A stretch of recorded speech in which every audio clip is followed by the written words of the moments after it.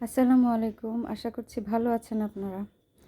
আলহামদুলিল্লাহ আমিও ভালো আছি। অনেক ব্যস্ততার মধ্যে থাকতে হয়, যার কারণে আবৃত্তি করা হয় না। যাই হোক, এখন আমি আমার লেখা একটা কবিতা আবৃত্তি করব। নাম ছিল দ্বিগুণ। আমি তো ধূমকেতু নই, যেন এক মহা আস্ফালনে এক ধাক্কায় ছিটকে পড়ব অনেক দূর।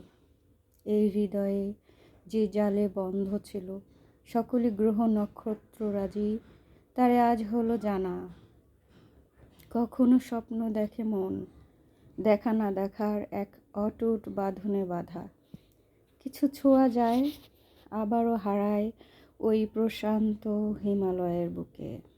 উদিত হয় এক নতুন সূর্য, ঘন অন্ধকার, আর তার মাঝে চেনা জানা।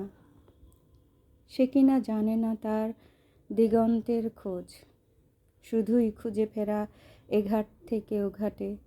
হয়তোবা শেষ হবে একদিন খেলা, সেদিন ভুলে যেও, হৃদয়ে না হোক দৃষ্টিতে ঠাঁই দিও আমায়। প্রভাতের শুভ্রতার তার কথা না হয় ছড়িয়ে দিও। কতদিন আগের আবেগ এ যেন আজ অচেনা হলো, যেন সমস্ত ভেদি আজ উঠিতেছে আসমান তলে। লিখেছিলাম 19/5/2004 সকাল 4:15।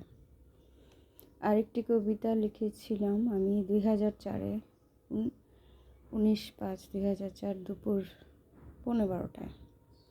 সেটির নাম ছিল সম্মুখে তাহারও ছবি। সম্মুখে যাহারে দেখো, করো তাহারই গুণগান। দূরে গেলেই কথা বাড়ে, বাড়ে না গঞ্জনার অবসান। কমলের কাঁটা কোনখানে লাগে, ক্ষত জানি কতখানি। তাহারও বেশি এই পরিচয়ে দিলে তুমি যতখানি। বলিবাই যদি পাছে বলো নাকো, হেও যত করো মোরে, ক্ষতি নাই আমি জানি, আমি শুধু অতি সাধারণ মেয়ে। ধন্যবাদ। সবাই ভালো থাকবেন, আমার জন্য দোয়া করবেন, সবার জন্য দোয়া করবেন। আল্লাহ আমাদের সবাইকে হেদায়েত দান করুক। আল্লাহ হাফেজ।